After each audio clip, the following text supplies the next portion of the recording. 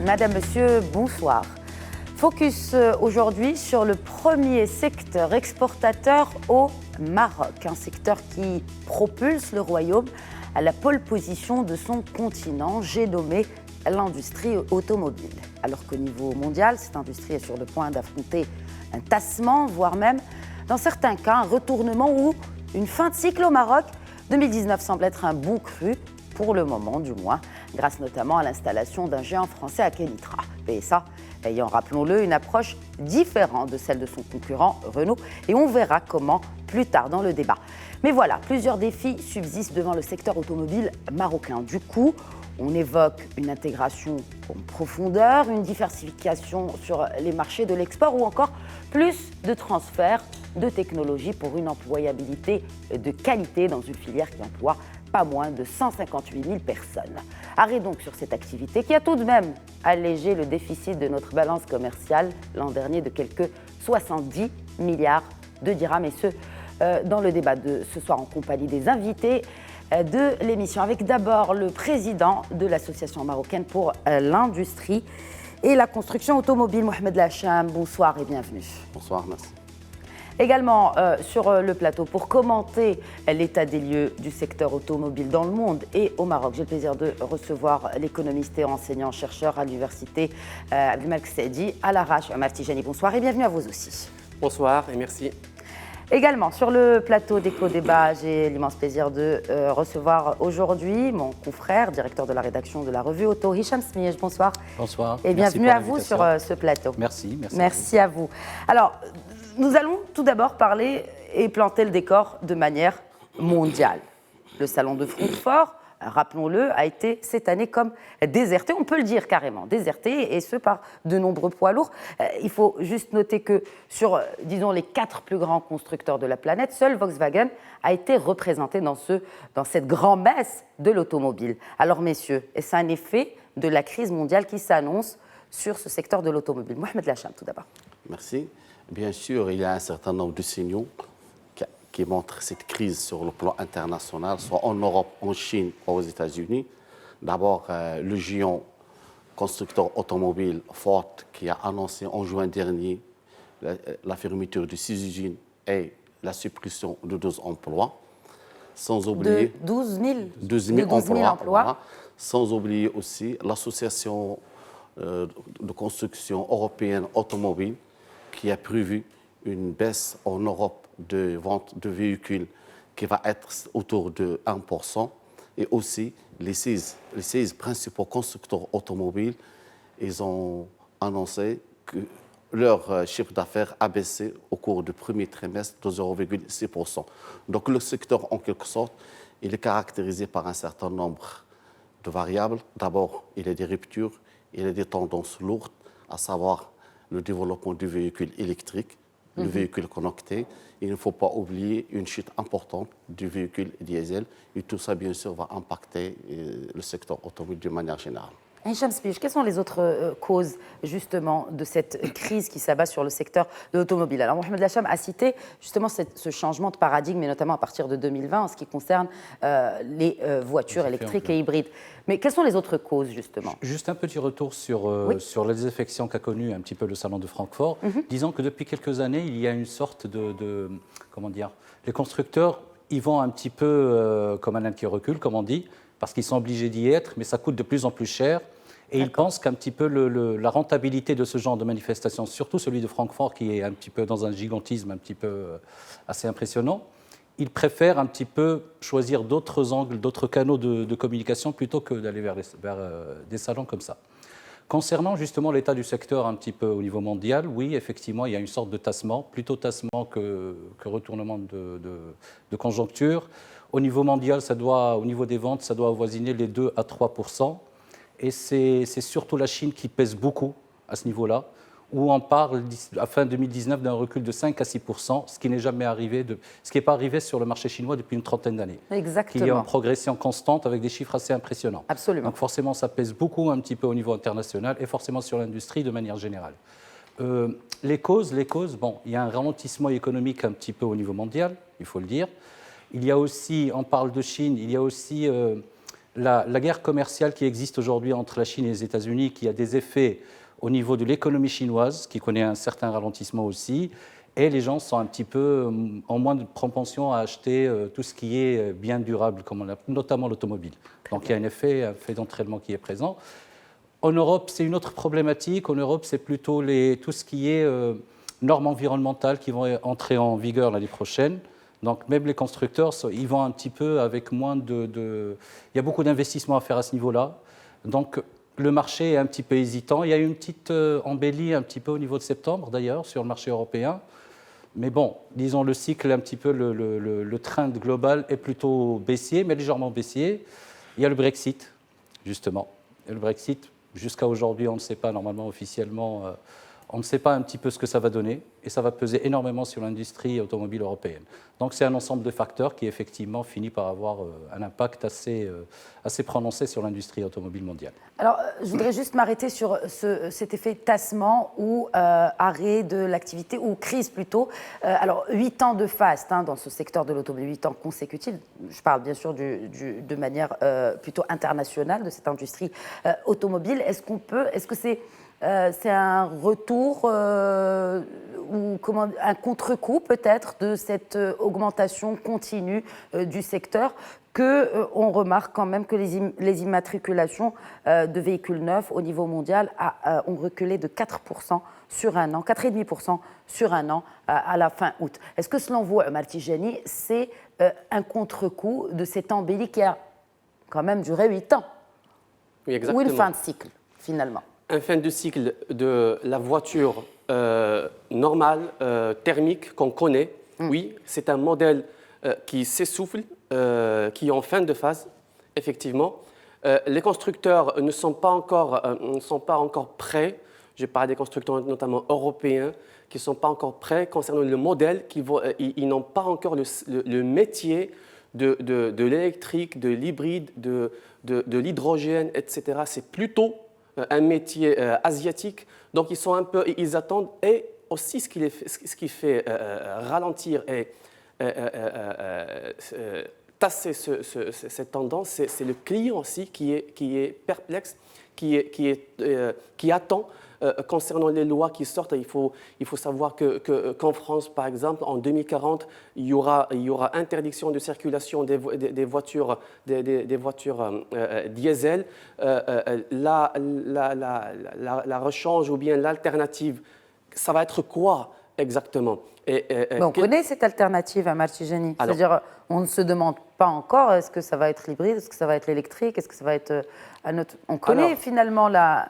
Oui, mais pour les clients, il doit être sûr. Quelle valeur? La voiture doit avoir une valeur sûre. Avec quelle borne de recharge? Combien de bornes de recharge? Quelle capacité de batterie? Alors, c'est ça ce qui fait que, effectivement, la tendance, la fin de cycle de la voiture traditionnelle qu'on connaît. Mais généralement, moi, je ne suis pas d'accord avec le fait que ce soit une crise. Une crise, c'est un gros mot, ou bien c'est un mot qui pèse. C'est une tendance plutôt négative. On est habitué depuis les 30 glorieuses, depuis le choc pétrolier, les années 80, etc., nous sommes habitués à ce que l'économie soit contractée, que les coûts de pétrole sont chers, manque de liquidité. Donc, le secteur automobile trouve son intérêt à dire que nous sommes en crise finalement. Et que les gens ne peuvent plus se permettre de s'acheter des biens durables comme l'a cité Hicham Smij, et que c'est pour cela finalement, c'est conjoncturel finalement. Exactement, aussi. exactement.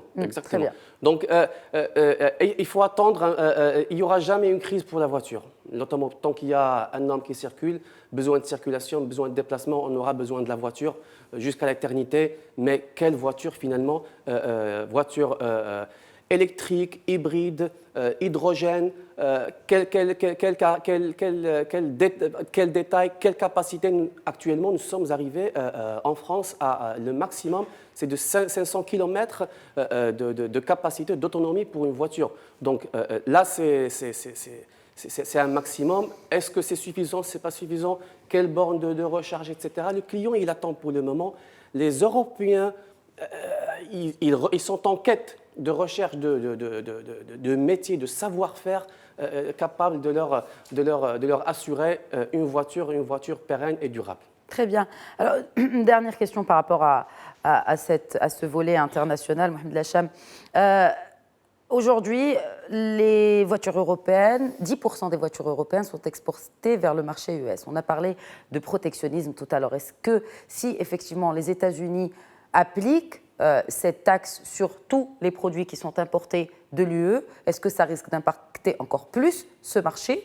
Et est-ce que finalement on y a pensé? Est-ce qu'on a anticipé que si on perd finalement ces 10% vers le marché américain, tout simplement parce que cette voiture importée d'Europe va coûter plus cher, est-ce que vous pensez que les constructeurs ont anticipé cela ou pas? Oui, effectivement. Donc, comme vous avez dit, donc, nous sommes en pleine transformation dans le secteur automobile. Donc, effectivement, les exportations ne seront pas tellement touchées comme on le croyait. Par contre, il y a un développement vers d'autres pays. Il ne faut pas oublier l'Afrique, il ne faut pas oublier aussi l'Europe. Surtout que concernant le Maroc restera toujours, elle est toujours actuellement le premier exportateur, mais les exportations encore vont se développer davantage parce qu'il a su quand même développer le type de véhicule qui s'adapte à certains types de marchés. Donc, le développement, certes, va être continué. L'impact, il y aura quand même sur certaines ventes. Donc vous parlez en fait de l'impact de la crise mondiale, si on peut l'appeler ainsi, crise entre guillemets, sur le Maroc, sur le secteur au Maroc. Exactement. Très bien. Voilà. Donc pour vous, ça ne pourrait pas vraiment avoir de... Non, pas du tout pour le Maroc. Non, actuellement, vu les tendances, vu les prévisions des constructeurs actuellement, vu les prévisions de l'installation d'un troisième constructeur, on ne croit pas. Au contraire, les exportations vont continuer à se développer au Maroc. Très bien, on va parler des marchés à l'export pour la voiture Made in Maroc, mais avant peut-être une réaction, Hicham Smich, par rapport à l'impact justement de cette crise sur le marché, le ralentissement du marché mondial. Je voudrais revenir juste sur un point pour répondre à M. Tijani. C'est à propos de cette révolution qu'est la voiture électrique et ainsi de suite. Aujourd'hui, jusqu'à présent, la voiture électrique ne représente même pas 7% de ventes un petit peu au niveau mondial. Et dans cette partie-là, c'est la Chine qui prend vraiment le plus gros volume, parce qu'il y a des incitations fiscales, parce qu'on oblige pratiquement les constructeurs à produire un certain quota de voitures électriques. En Europe, c'est encore un marché vraiment naissant, c'est encore tout petit. Et ce qui se passe, en fait, c'est qu'au lieu de voir un petit peu la voiture électrique comme une sorte de contrainte qui est en train d'arriver pour les constructeurs automobiles, à mon opinion, c'est plutôt une opportunité. Pourquoi? Parce que les normes environnementales, effectivement, sont de plus en plus draconiennes, de plus en plus sévères. Et d'un autre côté, l'image de l'automobile a un vrai problème sur le plan, au niveau européen, dans le vieux continent. C'est que l'automobile, aujourd'hui, c'est la pollution, c'est un petit peu... Elle agrège beaucoup de symboles très négatifs. Et donc, pour les constructeurs, en fait, c'est essayer de changer l'image un petit peu de l'automobile, parce qu'il y a des problèmes d'embouteillage, d'engorgement dans les villes, des problèmes de pollution, comme j'ai dit. Absolument. La perception de l'automobile n'a plus, n'a plus ce côté flatteur qu'elle avait avant, n'a plus ce symbole de liberté et ainsi de suite. Donc, aujourd'hui, l'électrique, c'est essayer de se conformer à de nouvelles formes de consommation qui existent, qui ne se limitent pas au mode de carburation, à savoir l'électrique, mais qui vont jusqu'au mode de consommation de l'automobile. C'est que petit à petit, on va s'écarter un petit peu de l'achat, de la propriété stricto sensu, pour passer à des formules d'utilisateurs plutôt que de propriétaires de voitures. Ça va être l'autopartage, ça va être la location, ça va être le covoiturage et ce genre de choses, de nouvelles formes de mobilité qui aujourd'hui, c'est pour ça qu'on parle de crise, parce qu'aujourd'hui, l'industrie automobile dans sa globalité a un petit problème d'identité. Vers quoi elle va se diriger? Est-ce que les constructeurs ne seront plus que des constructeurs ou, comme pas mal se nomment aujourd'hui, fournisseurs de mobilité? Et ce sont de niveaux très différents. Donc aujourd'hui, oui, il y a une sorte d'incertitude et ainsi de suite. Ça, c'est pour plier un petit peu ce problème. Concernant l'impact, effectivement, je confirme un petit peu que je pense qu'il n'y aura pas de véritable impact à court terme ou à moyen terme, pour la simple raison que aujourd'hui, ce qui est produit au Maroc en tant que voiture, et même au niveau des équipementiers, a encore une durée de vie assez intéressante, parce que ce n'est pas dans 5 ans que l'Europe va passer à on exporte essentiellement en Europe. Donc c'est pour ça que vous parlez d'un impact à court et à moyen terme. Voilà. Qui ne sera pas important. Qui ne sera pas important, parce que ce n'est pas demain la veille qu'on aura justement 80% du marché européen qui sera ou hybride ou électrique, il ne faut pas se leurrer. C'est qu'aujourd'hui, les deux constructeurs qui sont présents au Maroc, ils vont sortir justement des versions électriques. Le coût, c'est un peu supérieur à 36 000 euros, hors subvention. 36 000 euros pour une citadine. Je ne pense pas que dans l'état actuel des choses, beaucoup de Français, encore moins les gilets jaunes, ont les moyens un petit peu de se payer une voiture pareille. Oui. Voilà. Et deuxièmement, parce que les voitures qui sont produites au Maroc, je parle un petit peu de Renault, la marque Dacia est l'une des rares marques qui progresse sur tous les marchés aujourd'hui, en 2019. D'ailleurs, sur le plan européen, dans le top 5 des modèles vendus, il y a 2 modèles de Dacia. Donc, à ce niveau-là, c'est un marché qui est plutôt protégé. On y arrive, tout simplement, parce que... Et pour l'autre constructeur qui est PSA, et ce qu'il produit sur place, effectivement, c'est un nouveau modèle qui a besoin aujourd'hui de se déployer et qui va commencer à exporter vers l'Europe d'un côté, puis à terme un petit peu vers l'Afrique. Ce sont des marchés qui aujourd'hui sont plus ou moins à l'abri. Cette catégorie de voitures, ces marchés-là sont un petit peu à l'abri des secousses un petit peu aujourd'hui sur le marché automobile. Donc pour l'instant, je pense qu'il n'y a pas de grosses craintes à nourrir à ce niveau-là, à moyen terme. Pourquoi on remarque un tassement, un recul même des ventes sur le marché local ? Parce que c'est à l'image de l'ensemble de l'économie marocaine, tout simplement. Il y a un tassement au niveau des ventes automobiles ça a toujours été un bon révélateur de secteurs, c'est l'immobilier et l'automobile qui sont de bons révélateurs un petit peu de la santé d'une économie. Certainement. On le voit aujourd'hui, voilà, il y a un tassement aux 2 niveaux. Ce qui est peut-être inquiétant, c'est que justement, il y a certaines marques, c'est les marques les plus populaires qui aujourd'hui connaissent un recul assez violent. Je cite Dacia justement, qui est à moins 15% cette année.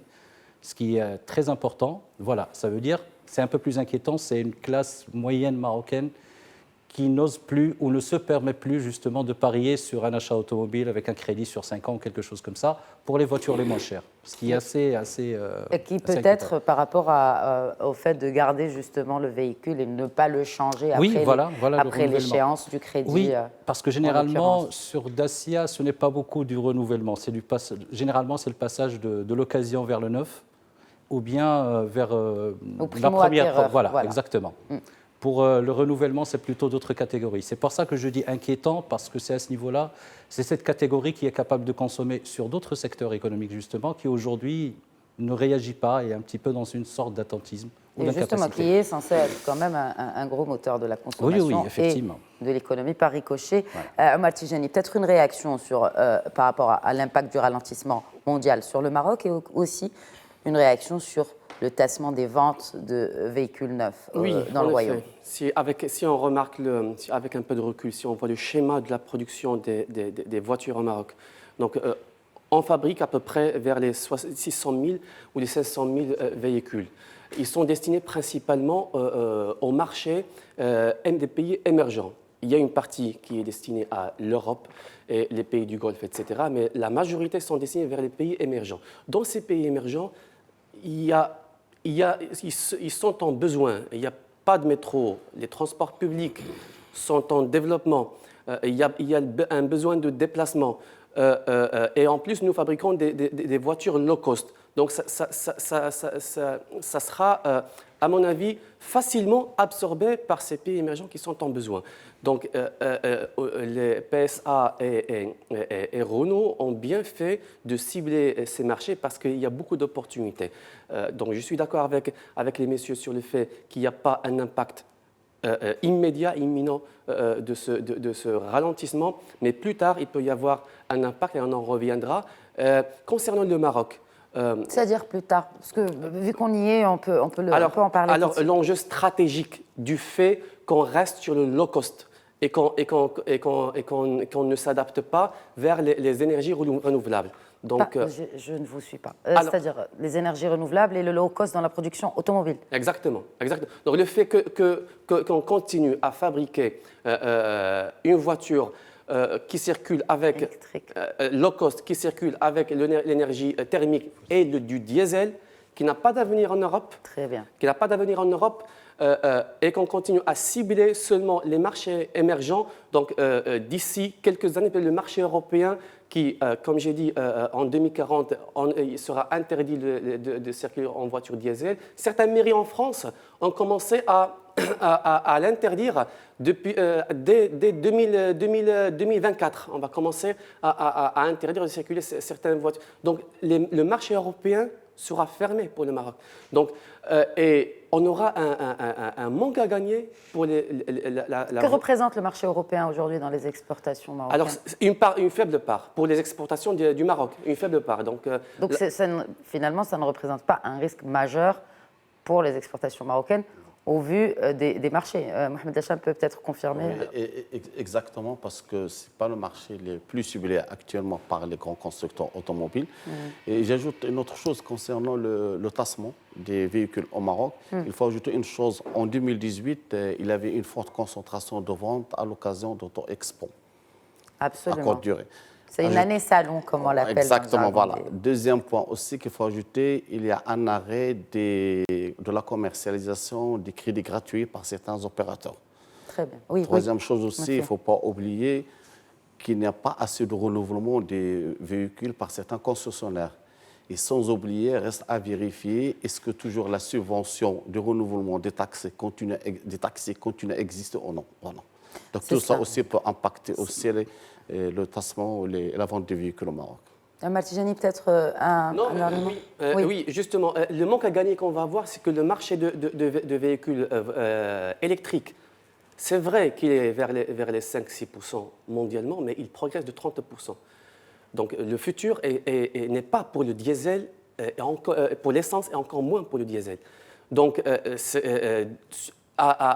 le long terme, il faut penser à se convertir vers l'énergie renouvelable. Donc, concernant le Maroc, le tassement dont vous avez parlé, déjà, c'est en comparaison avec 2018. 2018, il y a eu le salon de l'automobile, où les carnets de commandes ont été honorés. Donc, il y a eu une augmentation des immatriculations. Et le salon de l'automobile se fait chaque année, chaque 2 ans, pardon. Chaque 2 ans. Donc, cette année, il n'y a pas de salon. Donc, effet du salon. Encore, le deuxième effet, c'est que l'arrêt ou la suspension de la formule de crédit gratuit. Et comme on sait que le Marocain épargne difficilement, donc ça peut expliquer le fait que le nombre des immatriculations au Maroc chute. Très bien. Alors, Maroc, peut-être une réaction Oui, à propos de cette histoire de crédit gratuit qui a été sortie un petit peu partout très très vite, l'argument a été trouvé. Le crédit gratuit n'a jamais véritablement existé. Oui. Et n'a jamais véritablement disparu en quelque sorte. C'est-à-dire c'est une formule commerciale qui est là, un montage financier fait par l'importateur et la société de financement. Ce qui a été interdit plus ou moins jusqu'à un certain moment, c'est justement de jouer avec l'argument commercial, justement et finalement ça a été rétabli. Aujourd'hui, le crédit gratuit est revenu parce qu'on a dit au secours, le marché souffre, il faut remettre le crédit gratuit. On a remis le crédit gratuit, ça ne décolle pas plus que ça, tout simplement. Enfin, à mon opinion, tout simplement, c'est pour ça que j'ai insisté tout à l'heure sur c'est vraiment les voitures les moins chères qui connaissent une baisse de vente. Ce n'est pas une question de capacité, il y a une sorte, de prudence qui est là, tout simplement, par rapport à cette question-là. Je ne sais pas si on doit aborder un petit peu cette histoire pour revenir sur l'histoire de l'électrique et ainsi de suite, un petit peu qui est présentée aujourd'hui comme le futur Eldorado. Aujourd'hui, aucun constructeur ne gagne de l'argent avec l'électrique. Tesla, qui a parié sur cette technologie, qui vend des voitures premium très chères, c'est du 80 000, 90 000 $, et ainsi de suite. Oui. Perdent de l'argent depuis qu'il existe, tout simplement. Voilà, sur chaque véhicule qu'il vendait, il perdait quelque chose comme 20 000 $, tout simplement. C'est une autre forme d'économie, c'est la nouvelle économie où il faut parier sur les cours en bourse plutôt que sur les ventes et ainsi de suite. Oui. Donc ça, c'est un exemple.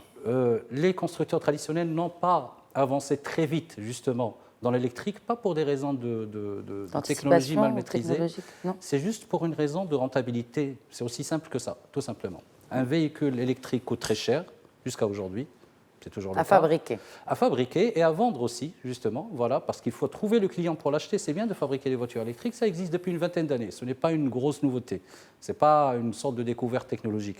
Et qu'au bout d'un moment, fabriquer des voitures, c'est bien, mais il faut les vendre et gagner de l'argent dessus. Jusqu'à aujourd'hui, excusez le terme, les constructeurs font leur beurre sur le thermique, tout simplement. Une technologie qu'ils maîtrisent et ainsi de suite. Essayez un petit peu de faire des économies. de satisfaire autant que possible un petit peu les normes de dépollution et ainsi de suite pour rester présent avec des véhicules qui sont rentables. Le marché de l'électrique aujourd'hui, comme j'ai dit tout à l'heure, c'est d'abord la Chine, mais pour des raisons très politiques, strictement politiques, tout simplement. Il faut pousser les constructeurs asiatiques pour pouvoir, enfin les constructeurs locaux chinois pour pouvoir après partir à l'export sur d'autres marchés. En Europe, le marché est tout petit. Renault avait parié sur cette technologie depuis une dizaine d'années pour les résultats qu'on voit aujourd'hui.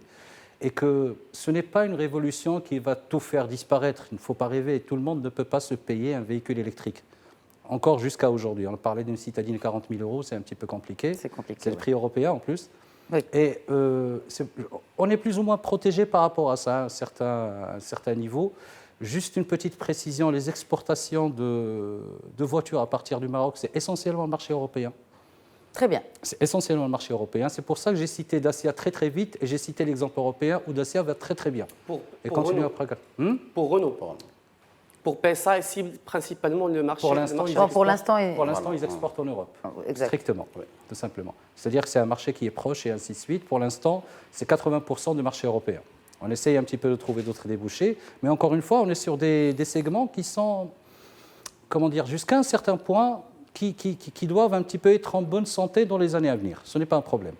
Après, dans une dizaine d'années probablement, si le réchauffement climatique ne cite pas la fin de la partie, dans une dizaine d'années, la question sera différente, effectivement. Parce que là, effectivement, notamment l'hybridation, notamment l'électrique après, effectivement, commencera à devenir un petit peu plus présent. Et là, je ne vois pas vraiment de cataclysme sur le marché, pour l'industrie automobile marocaine, pour la simple raison que nous ne fabriquons pas de moteurs. On a commencé l'assemblage de moteurs thermiques et à essence en plus.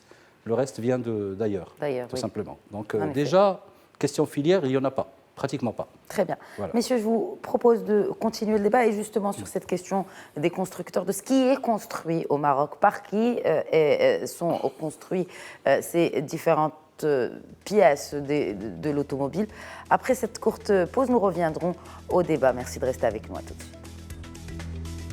Bienvenue, si vous venez de nous rejoindre, vous regardez Eco-Débat que nous consacrons aujourd'hui à l'industrie automobile. Alors, tassement, c'est ce qu'on disait et on évoquait avec les invités avant la pause, tassement de vente de véhicules neufs dans le monde, quel impact sur le Maroc également, de cet effet de ralentissement de l'industrie automobile mondiale. Alors, le Maroc se distingue d'abord dans son continent, Mohamed Lacham. Nous sommes le premier secteur, enfin en tout cas l'industrie automobile est le premier secteur exportateur au Maroc. Que signifie cela en valeur ajoutée? Effectivement, c'est le premier secteur exportateur au Maroc. C'est la première plateforme de production en Afrique. Et ça, grâce à la politique qui a été annoncée par M. le ministre de l'Industrie de PAI. Donc, depuis l'arrivée de Renault, du plan d'accélération industrielle. Depuis l'arrivée de Renault, un certain nombre d'équipementiers se sont installés dans la zone franche, en commençant par Tanger. Après, ça commence à être élargi, à être généralisé pour les autres régions. Maintenant, Seknetra et pourquoi pas d'autres. Donc, dire constructeur automobile, dire un certain nombre d'équipementiers qui vont s'installer autour. Et ça va pousser. De plus, c'est l'intégration locale. Les équipementiers, d'abord, il y a des équipementiers internationaux. Il y a aussi des équipementiers internationaux qui ont fait une joint venture avec des producteurs marocains. Et il y a aussi des producteurs marocains qui se sont développés eux-mêmes. Maintenant, au niveau de l'AMICA, nous sommes en train de pousser cette intégration locale en profondeur. Qu'est-ce que cela veut dire, intégration en profondeur? Intégration locale, c'est clair. Je peux vous expliquer. Donc, depuis le lancement du plan d'accélération industrielle, un certain nombre d'écosystèmes ont été créés. Les premiers qui ont été créés, c'était les écosystèmes d'automobile. C'est-à-dire un écosystème par une commodité. 4. Les batteries, l'emboutissage, l'intérieur véhicule, le powertrain et aussi le câblage. Ça veut dire quoi? C'est-à-dire qu'on prend une commodité, on commence à l'éclater en composants et après en sous-ensemble et on prend le sous-ensemble, on l'éclate jusqu'à arriver au composant, jusqu'à arriver à la matière première. Ça veut dire ça permet d'identifier un certain nombre de composants, de sous-ensembles, de matières premières à développer au Maroc. Donc, les écosystèmes, il y avait une cellule d'animation qui a été écrite autour de ça. L'objectif, c'est de chercher et de ramener des fournisseurs pour s'installer au Maroc. Soit des fournisseurs qui étaient déjà homologués par les constructeurs automobiles, soit, comme j'ai décrit, des joint ventures, soit encourager des fournisseurs à se développer eux-mêmes. Maintenant, le défi à relever pour avoir un ancrage et pérenniser cette industrie, c'est d'aller vers la matière première. C'est pour cela, actuellement, il y a... C'est pour ça que je parlais de valeur ajoutée, en exactement, fait. Voilà, donc, exactement la valeur ajoutée. C'est bien de dire qu'on est premier, pas que le secteur est premier exportateur. Je dis tout le temps, on est premier exportateur, mais peut-être un jour, on le sera premier exportateur. En tout cas, on fera partie de cette chaîne de valeur mondiale. Mais qu'est-ce que cela crée en termes de valeur? En valeur, déjà, la création d'emplois, il ne faut pas le négliger.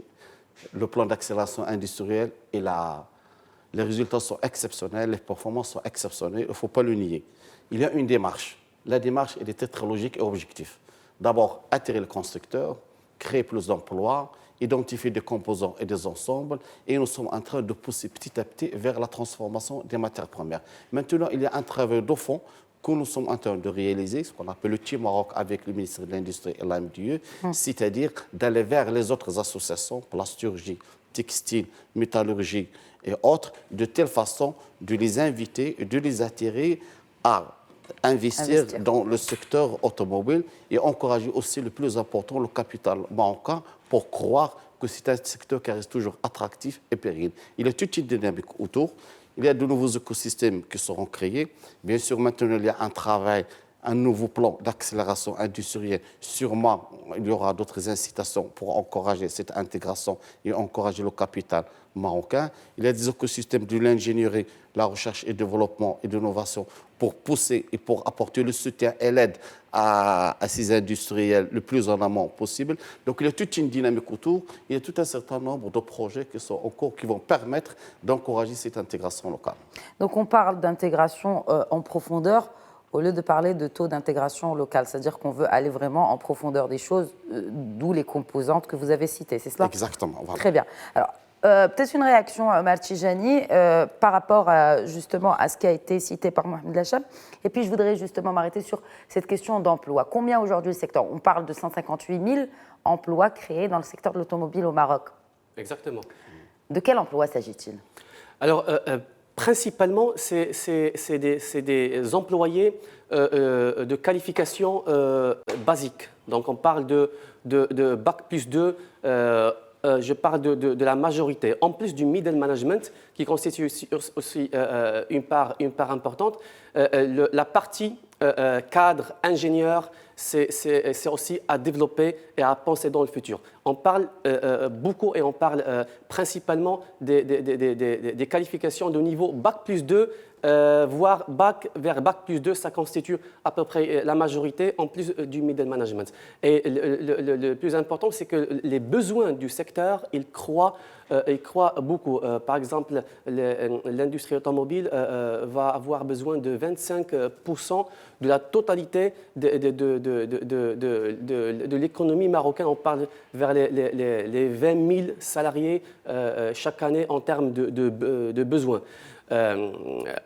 Et c'est ça, donc on est dans les bac plus 2, middle management principalement, moins vers les cadres et les ingénieurs. Mais sur la question de la valeur ajoutée dont je voulais revenir, je veux capturer cette image de la passation du Maroc du phosphate vers l'automobile.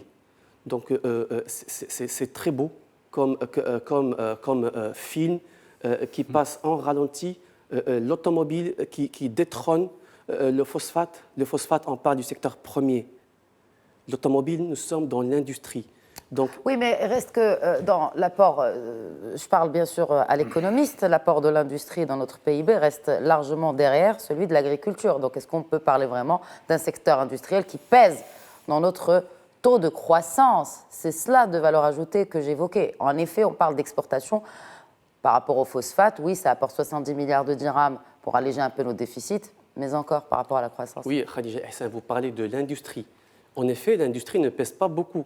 Elle est vers le PAI, le plan de l'accélération industrielle. L'action industrielle parle de 23% en 2020 au lieu de 18, 17 actuellement. C'est vrai, on n'y est pas encore. Mais l'automobile, il faut savoir, c'est une exception dans l'industrie. L'automobile et l'aéronautique au Maroc. Et l'aéronautique. Et l'aéronautique, oui, Voilà. j'y arrive. Ça reste des industries quand même oui. haut de gamme et qui ont de la valeur. Qui ont beaucoup de valeur, voilà, absolument. Donc, moi, dans ça, je m'en félicite et on se félicite du fait que, effectivement, abstraction faite des autres secteurs, des métiers mondiaux du Maroc, de l'agroalimentaire, le textile et cuir, etc., qui sont pas dans le vert, les indicateurs verts que possède l'automobile et l'aéronautique.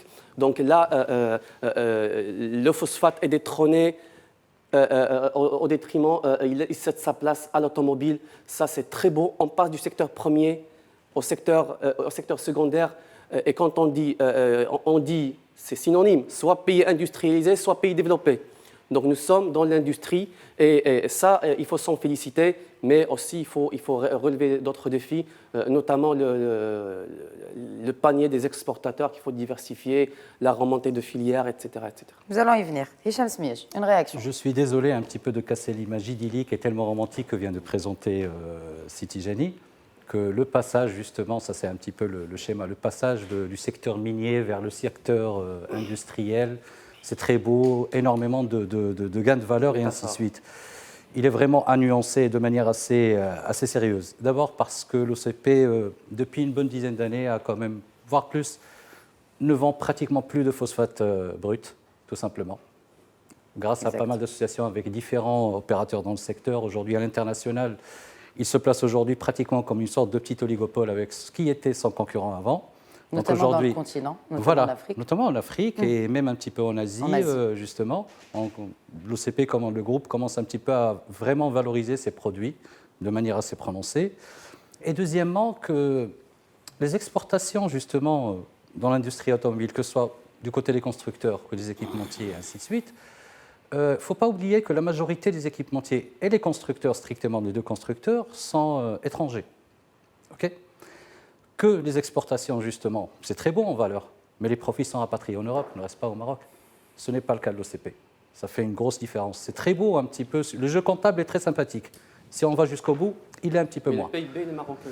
Oui, c'est mignon le PIB, justement. C'est marocain. Il faut s'interroger sur la territorialité, justement, des entreprises. Et là, on atteint un petit peu une question un petit peu assez compliquée. Donc, cette image idyllique de dire oui, c'est très beau, l'industrie a détrôné l'industrie minière en quelque sorte. Il est vraiment à nuancer. Il y a l'emploi. Là, on va me dire, quand même, l'emploi, c'est quand même très important. Les 158 000, c'est emploi direct et indirect. Indirect, c'est le gars qui ouvre une petite échoppe où il vend un petit peu des sandwichs à côté de l'usine de Renault. OK ? Il est compté aussi comme emploi. Donc, il faut faire attention à cette terminologie. Les usines aujourd'hui, c'est 8 000 chez Renault. À terme, 6 000 chez Peugeot. C'est 14 000. Mais nous avons 3 constructeurs aujourd'hui au Maroc. On a 2. Il y en a 2. Mais pourquoi on parle d'un troisième ? On espère, c'est celui qu'on cite dans nos prières. Et que, le chinois, on va y revenir. Dans les coulisses, ça. On va revenir au chinois. Chez les équipementiers, effectivement, il y a beaucoup d'emplois, effectivement, sauf que de quelle qualification ? C'est vrai. De quelle valeur ajoutée ? Absolument. D'ailleurs, là, je rejoins un petit peu ce qu'on a cité tout à l'heure.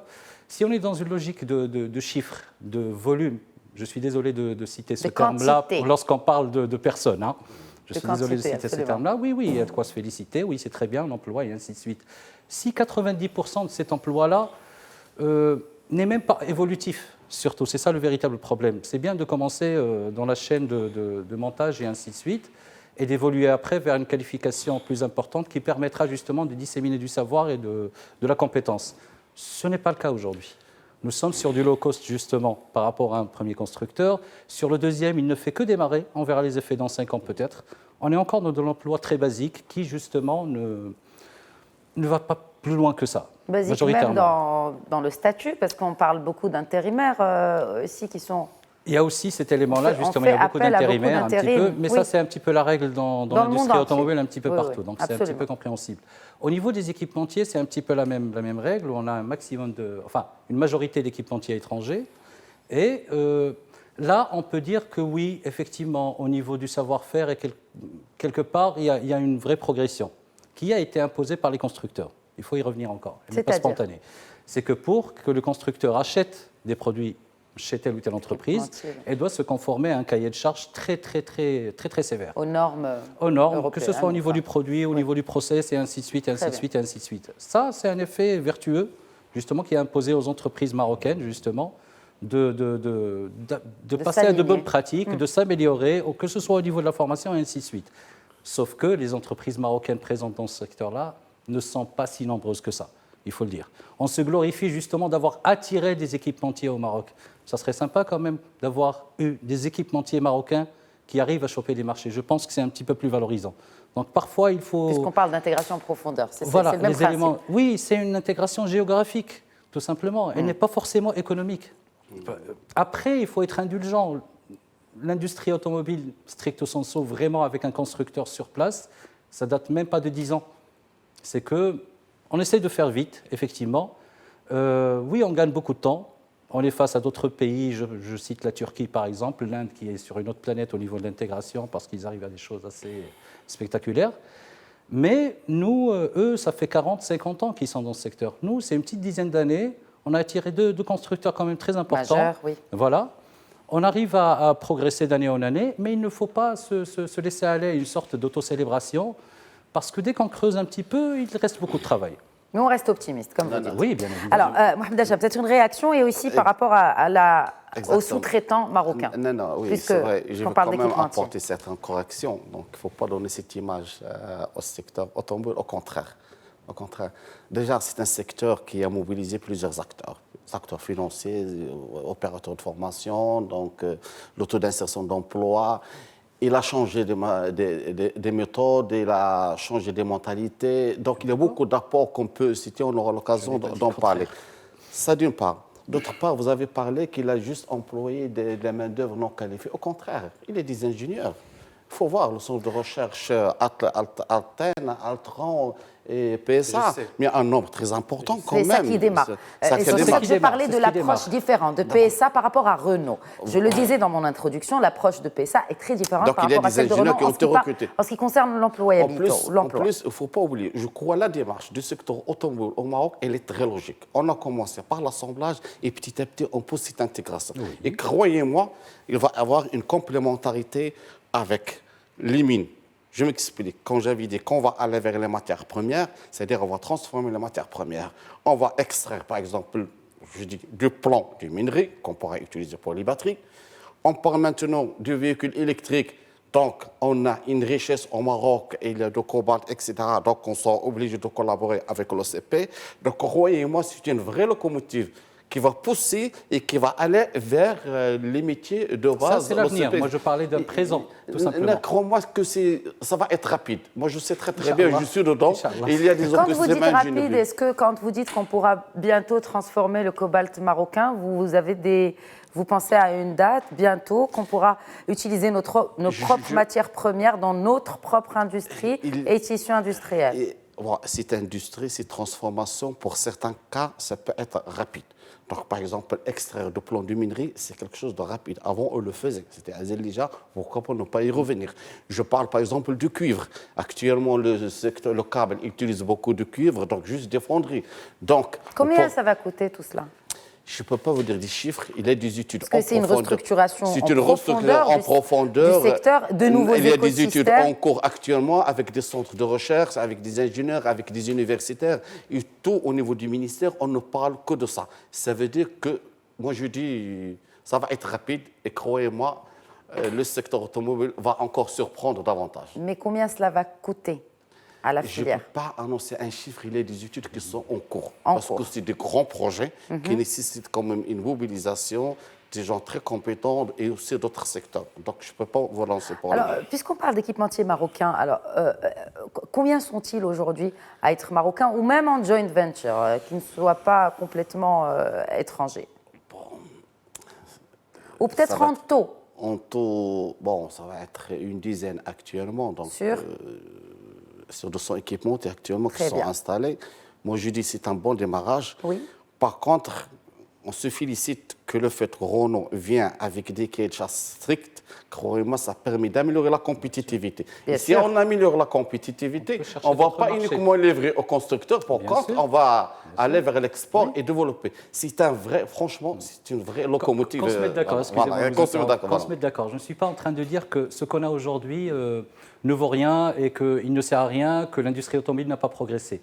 J'ai dit exactement le contraire. J'ai dit qu'il faut être indulgent avec cette industrie qui existe véritablement sous sa nouvelle forme depuis une dizaine d'années, un peu moins, tout simplement. C'est-à-dire avec beaucoup plus de dynamisme, avec un constructeur qui a débarqué et ainsi de suite. Ce que je disais, et j'insistais d'ailleurs, j'ai conclu avec ça, j'ai dit oui, ce que nous faisons, c'est très bien, on a bien progressé, mais il ne faut pas se laisser aller à une sorte, comme j'ai dit, autocélébration, de dire voilà, demain on va conquérir, je ne sais. C'est que cette histoire d'emploi, on dit qu'il y a des ingénieurs qui ont été embauchés par Altran. Ça date d'un moment, d'ailleurs. Parfois, ça n'avait rien à voir avec l'industrie automobile. Ceux qui sont arrivés justement pour l'industrie automobile, c'était à la commande de PSA, qui a justement qui travaille un petit peu avec Altran pour le développement d'une plateforme qui d'ailleurs bon. Et aujourd'hui, PSA a recruté des ingénieurs, pas 2000, pas 3000, mais bon, qui sont là effectivement. Ils vont effectivement mettre en place une vraie structure de recherche et de développement. D'ailleurs, un prochain véhicule qui est dérivé de l'actuel, de la 208, sera développé jusqu'à un certain point, en partie par une équipe locale, justement. Ah, okay. Parce que la démarche de PSA, on en a parlé tout à l'heure, est très différente. Seulement, oui, oublions les ingénieurs, parlons des gens qui sont sur les chaînes et surtout de quelle fonction un petit peu le Maroc s'occupe dans l'industrie automobile. Aujourd'hui, on parle de création de richesse et se déplace ailleurs. Aujourd'hui, elle se déplace notamment dans les parties batteries et ainsi de suite. Et voilà, vous êtes un petit peu dans l'industrie, vous connaissez. Mais on n'a pas beaucoup. Combien sont-elles aujourd'hui au Maroc, 100% marocaines? Il y en a une. Une seule. En ce qui concerne les batteries, par exemple, et autres. Qui soient homologuées par le constructeur, oui. Qui soient homologuées par le constructeur, notamment Renault. Il y en a une seule, 100% marocaine. 3 ou 4. Très bien. D'accord. Okay.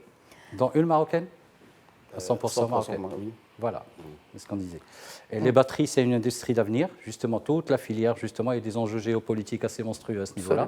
Parce que les batteries sont partout, pas que dans les voitures. Et deuxièmement, c'est tout ce qui est électronique, développement, informatique. Voilà où se déplace un petit peu le poids au niveau de la valeur ajoutée dans une automobile. C'est ce qui se passe aujourd'hui, c'est le centre névralgique de ce qui va se passer dans une vingtaine d'années et ainsi de suite. Ça n'existe strictement pas au Maroc. C'est une réalité, tout simplement. Je suis d'accord avec vous. Bon, vraiment, il faudrait qu'on clôt ce point en particulier.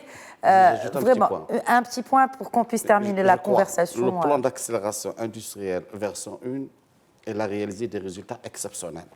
Elle a atteint les objectifs. Nous sommes à combien de voitures produites par an aujourd'hui? On parle de 600 000. 500 000. On va dépasser l'année prochaine 600 000. C'était l'objectif qui a été fixé à fin 2020. C'est-à-dire que les objectifs qui ont été fixés, certains sont déjà dépassés et d'autres seront dépassés d'ici à fin 2020. Maintenant, je suis d'accord, on se prépare pour la version 2 du plan d'accélération industrielle. J'en suis sûr qu'il va tenir compte beaucoup de cette intégration. Parce que et de cette valeur ajoutée. Le premier arrive bien sûr à échéance, rappelons-le, en 2020. Il a commencé en 2014. Omar Tijani, justement, qu'est-ce qui nous manque pour faire partie de cette chaîne de valeur mondiale aujourd'hui? Quels sont les chaînons manquants dans ces écosystèmes marocains de l'industrie automobile pour qu'on puisse aspirer à intégrer cette chaîne de valeur mondiale telle qu'elle a été redéfinie, bien sûr, technologie oblige? Alors, ce qui nous manque principalement, c'est de la technologie. La technologie, par la technologie pointue. Actuellement, il y a un continuum. Les entreprises présentes au Maroc, y compris les multinationales, que ce soit équipementiers ou bien sous-traitants, il y a un continuum des opérations basiques. Moi, je connais certaines sociétés à Casablanca qui font du piercing. Donc, ils reçoivent la tôle, ils font du piercing, ils font un trou, ils renvoient ça au client. Il y a ça qui est basique et je connais aussi des sociétés, même à Casablanca, qui font des tableaux de bord embarqués carrément. Donc, il y a tout un continuum qui va du basique vers le compliqué. Ce qu'il nous manque, pour revenir à la question, c'est de faire plus de technologie, plus de savoir-faire, plus de connaissances. Est-ce qu'on a des filières adaptées dans nos universités, puisque vous êtes également enseignant-chercheur? Voilà. Est-ce que ça suit? Alors, voilà, c'est les ressources humaines, la formation, c'est ce qui fait un peu, c'est ce qui laisse à désirer dans cette belle image que j'ai tracée tout à l'heure, qui n'est pas parfaite, qu'il faut essayer de travailler pour en arriver justement aux objectifs. Alors la formation, les ressources humaines, les compétences, globalement, je parle à peu près vers les 70-80% des salariés sont de Bac plus 2 et Bac. Le reste sont du middle management. Mais il y a l'IFMIA. Ce qui a été fait pour la formation et la compétence. Il y a l'IFMIA, 3 centres d'IFMIA. Il y a certaines écoles privées. L'IFMIA, ça sort vers des centaines de formateurs chaque année. Le secteur, il en a besoin de 20 000 à peu près chaque année. L'IFMIA, ça forme des techniciens du middle management. Or, pour progresser dans la filière au niveau mondial, il en faut des ingénieurs, il faut de la recherche et développement.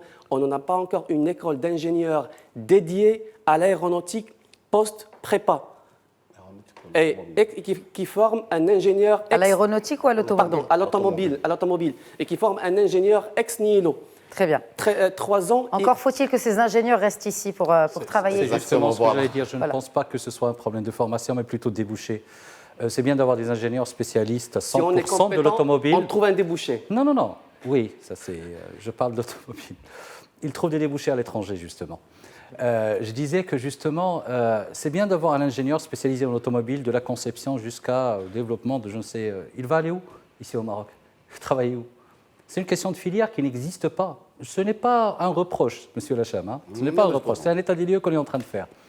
Nous sommes sur, comment dire, le savoir-faire, il ne faut pas le minimiser. Hein. Percer des trous sur de l'atoll, c'est assez compliqué. Hein. Et voilà. On fait des métiers qui se sont développés, je le rappelle encore, en moins de 10 ans, on marche vraiment très très vite. Et donc, au bout d'un certain moment, ce n'est pas pour minimiser, mais je parle de l'avenir un petit peu, il y a un savoir-faire que nous n'avons pas encore. Il faut l'accepter justement. Qui est à développer. Qui a développé justement au bout d'un certain moment. Très bien, messieurs. Hicham Smiej, Mohamed Lacham et Omar Tijani. Malheureusement, le temps de l'émission s'est écoulé. Merci beaucoup en tout cas d'avoir apporté chacun de vous ces éclairages à ce secteur très porteur et où on garde l'optimisme, n'est-ce pas, pour l'avenir de ce secteur de l'industrie automobile. Merci à tous de votre fidélité. Je vous donne rendez-vous la semaine prochaine pour un nouveau numéro d'Éco-Débat. D'ici là, très bonne semaine à tous.